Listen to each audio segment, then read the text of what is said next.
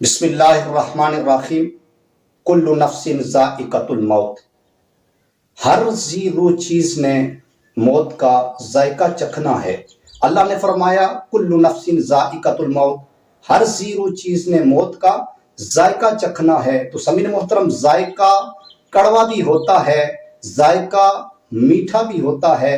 تو جس طرح ذائقہ کڑوا بھی ہوتا ہے، ذائقہ میٹھا بھی ہوتا ہے، اسی طرح موت میٹھی بھی ہوتی ہے اور موت کڑوی بھی ہوتی ہے، یعنی کہ اچھی موت بھی ہوتی ہے اور بری موت بھی ہوتی ہے۔ تو سامعین محترم، جس طرح ذائقہ چکھنے میں جو نا تھوڑی دیر کے لیے ذائقہ اثر کرتا ہے، چاہے ذائقہ میٹھا ہو یا ذائقہ کڑوا ہو، وہ تھوڑی دیر کے لیے منہ کے اندر جو ہے نا تھوڑی دیر کے لیے جو نا اثر کرتا ہے، تھوڑی دیر کے لیے رہتا ہے۔ تو سامعین محترم، اسی طرح جب بندے کو موت آ جاتی ہے وہ تھوڑی دیر کے لیے آتی ہے، یعنی کہ یہ مطلب یہ کہ بالکل بندہ ختم نہیں ہو جاتا، بالکل بندہ مٹ نہیں ہو جاتا، یعنی کہ صرف اتنی بات ہوتی ہے کہ ایک گھر سے دوسرے گھر میں بندہ منتقل ہوتا ہے۔ تو سامعین محترم، اچھی موت بھی ہوتی ہے، بری موت بھی ہوتی ہے۔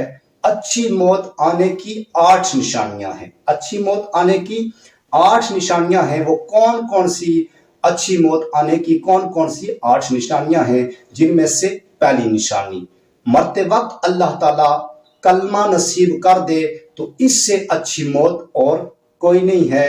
اللہ تعالیٰ ہمیں مرتے وقت کلمہ طیبہ نصیب فرمائے۔ دوسری نشانی، انسان کو اللہ تعالیٰ مرنے سے پہلے یہ خوشخبری دیتا ہے کہ اس سے موت کا خوف اللہ تعالیٰ دور فرما لیتا ہے، موت کا خوف دور کر دیتا ہے۔ چوتھی نشانی، جمعہ کے دن یا جمعہ کی رات کو جو بندہ فوت ہوتا ہے، اللہ تعالیٰ اس کے عذاب میں تخفیف کر دیتا ہے، یعنی کہ اس کے عذاب میں کمی کر دیتا ہے۔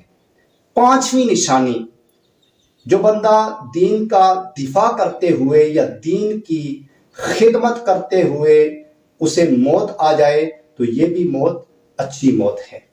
چھٹی نشانی، طاعون کی بیماری سے جو مرے وہ شہید کی موت مرتا ہے۔ ساتویں نشانی، پیٹ کی بیماری سے فوت ہونے والا بندہ بھی شہید کی موت مرتا ہے، اور اسی طرح اگر کوئی بندہ آگ میں جل کر مر جائے تو وہ بھی شہید کی موت مرتا ہے۔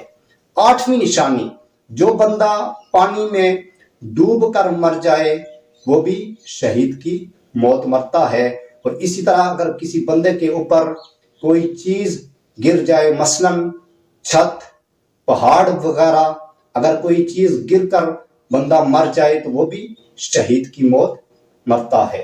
تو سامعین محترم، موت کے متعلق حضرت عبداللہ ابن عمر رضی اللہ تعالی عنہ روایت کرتے ہیں کہ حضور نبی علیہ السلام کی بارگاہ میں ایک شخص حاضر ہوا۔ اس نے حاضر ہو کر عرض کی، یا رسول اللہ صلی اللہ علیہ وآلہ وسلم، مومنوں میں سے سب سے زیادہ افضل کون ہے؟ تو سونے نبی تاجدار کائنات حضور نبی علیہ السلام نے فرمایا، مومنوں میں سے سب سے زیادہ افضل وہ ہے جس کے اخلاق اچھے ہیں۔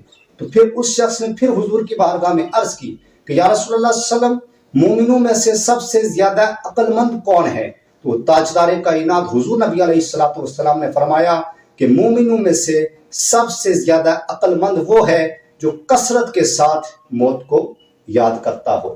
تو سامعین محترم، میں اللہ تعالیٰ سے دعا کرتا ہوں کہ اللہ تعالیٰ ہمیں اچھی موت نصیب فرمائے اور مرتے وقت اللہ تعالیٰ ہمیں کلمہ طیبہ نصیب فرمائے۔ تو سامعین محترم، اگر آپ کو یہ میری ویڈیو اچھی لگی ہو تو آپ نے امت کی اصلاح چینل کو سبسکرائب کرنا ہے، ویڈیو کو لائک کرنا ہے، شیئر کرنا ہے، اور سامعین محترم انشاءاللہ ملتے ہیں ایک نئی ویڈیو کے ساتھ۔ تب تک اپنا خیال رکھیے گا، اپنی دعاؤں میں مجھ بندہ ناچیز کو بھی لازمی یاد رکھیے گا۔ ملتے ہیں ایک نئی ویڈیو کے ساتھ، تب تک اللہ حافظ۔